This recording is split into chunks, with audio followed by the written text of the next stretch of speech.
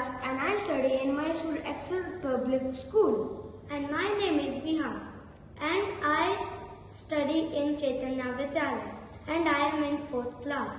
Today we have made a smart lamp which detects the darkness and on automatically, and when it's day, it detects light, it turns off automatically. This is the light sensor. If we put a hand, the light turns on, and if we take out our hand, it turns off. What is it called as? It's called as smart street lamp. Why is it important?